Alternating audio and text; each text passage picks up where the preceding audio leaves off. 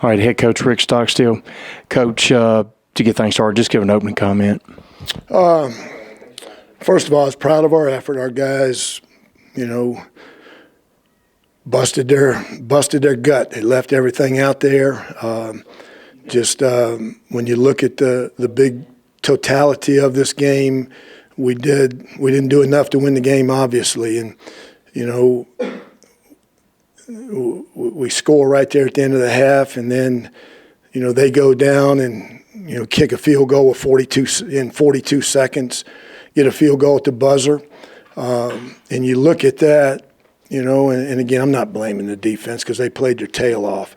But we give them 3 there. We drive down there in the fourth quarter. We miss a three-pointer. If we don't give up the 3, we hit our field goal. There at the end of the game, we're kicking, to send it to overtime. So, or win it. We did enough things. We did a lot of good things. Defensively, we only gave up 13 points, and in this day and time, that's a good day's work. And we kept the ball in front of us better. They spit some runs out, where we missed some tackles, and they got some long runs there.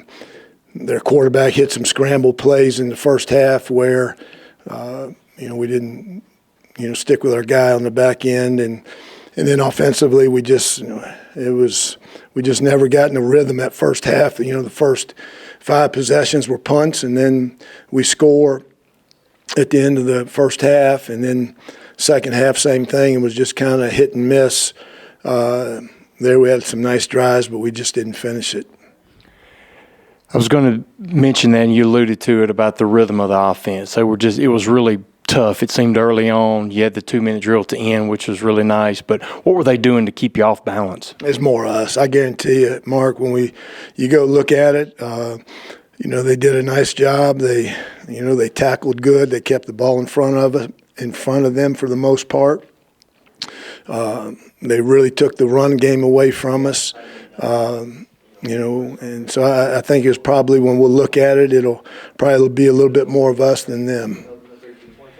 Tell us about it. Through all of that, the defense made great stops, offense struggled, but still, at the end, the last drive, had a chance. Just tell us about that last drive. I told our defense, even, when we missed the field goal, we were still going to have to get a stop. If we'd have made it, it was 13-10. So we were still going to have to get a stop. So get a stop. They hit the long pass there on the first play, but we ended up getting a stop and gave us a chance. Still a one-score game that, our guys, Nick, he was a warrior back there, made some really good runs, good throws, did a lot of good things back there, but, the bottom line is we didn't win the game. All right. Thanks, Coach. Appreciate you. Yeah, obviously. And then just announce who the player is. Okay, you want me to do it right now? You ready? Yeah. All right, quarterback Nick Vato. Nick, it was some tough sledding out there for most of the game. You found a little life in the fourth quarter. What was New Mexico State doing that kept you all off balance? Yeah, they were just daring us to really run the ball. They were giving us a 4-1 box pretty much every single play, and then just really playing 2-man. So, the corners on the outside got help over the top, so they were able to kind of just trail in the receiver's back pocket, which they did a good job of all night, and the safeties kind of stayed over the top for the most part, so we didn't really get any of the deep shots minus the one to DJ. And I think after the one to DJ towards the end of the first half, they kind of decided to just, not really roll the safeties down as much anymore. We had a couple of good runs that we were able to crease. I think overall for the night, though, it wasn't exactly our best effort, all around on offense, whether it was the run game, whether it was the pass game, whether it was finishing drives, converting on third down, getting in the end zone, obviously. Scoring 7 points isn't going to win you pretty much any football game in D1 football, so that's just, or any football for that matter. So Tell us about your running tonight. It seemed like that really got the offense going a little bit and everything, and you ran it a lot. Yeah, it's kind of like when New Mexico State decided to go ahead and decide that they were going to play that defense. One of the weaknesses to that is the quarterback run, whether it's designed or whether it's just off of scrambles. So we were able to capitalize on a couple, whether it was designed or off the scramble. Able to convert on some third downs, some fourth downs, but I don't know. In the end, New Mexico State did a good enough job to keep us at the end zone, and credit to them because that's what matters. And myself, we just as an offense didn't do a good enough job tonight to win, and we let our team down. Tell us a little bit about that last drive. You still had a shot.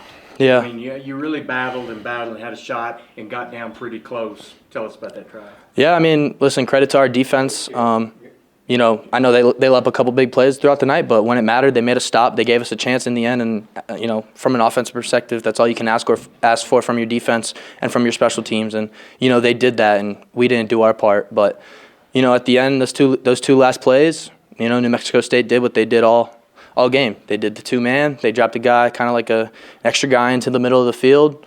And they just got us. They try to give Elijah a chance on the last play. Maybe probably could have done a better job putting the ball in a better area, but they won those reps when it came down to it. They won those plays, and in turn they won the game. So, we just couldn't put it all together.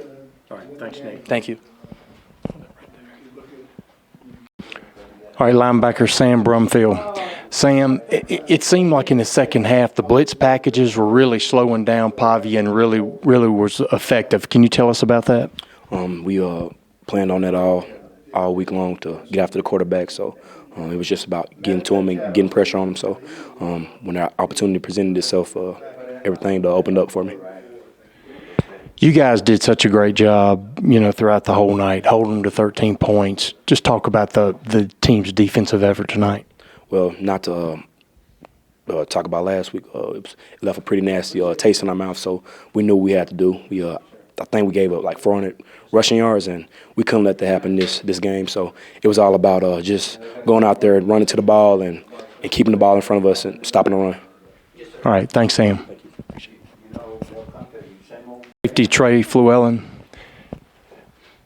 Trey, the defense, did a really good job of holding them to 13 points. Really made some good stops out there. Tell us about the overall effort from the defense tonight. Yeah, I was proud of our guys.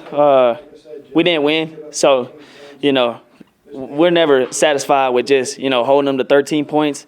Better yet, getting the turnover. That's not good enough.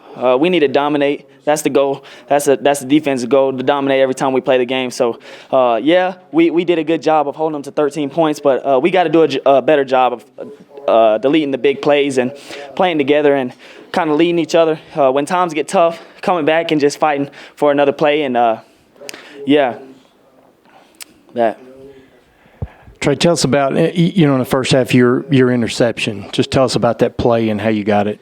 Before I talk about the interception, man, I just want to give a big shout-out to my family back home in Texas, and I'm beyond thankful to play this game. A lot of times it's easy to take this game for granted. I haven't taken it for granted one day, and even if I do get close to taking it for granted, I look up and I thank God for this time that I get here. Without him, I would not be here. I'd be nowhere else. Thank you, God, for everything that you've done for me. Thank you for my family. Thank you for my friends. Thank you for this opportunity. Let's talk about that pick. I was in cover 4. I dropped down. I seen him pop back up. I knew that he likes to go to number 8 and number 7. Number 8 ran a post. I bit down a little bit so that he wouldn't see me. I try to stay in the way of number 71. So he threw it. I came up, made a big play. Tried to take it home. I couldn't get it back across. Thankful for my guys to make big blocks, and my coach just put me in this situation to get that pick without practicing like we do. There would be no interceptions, and right now is the time. It'd be easy to shut down and be easy to get down on ourselves. The best we can do is 5 and 8 right now. We're not. We don't want to accept it, obviously, but that's what it is. So tomorrow we'll come back to work, come back and see what we can do to get better, man. We're in a bad situation right now, obviously. Anybody in the world knows that. But for us, we need to do a better job of just attacking. Thanks, Trey. Thank you.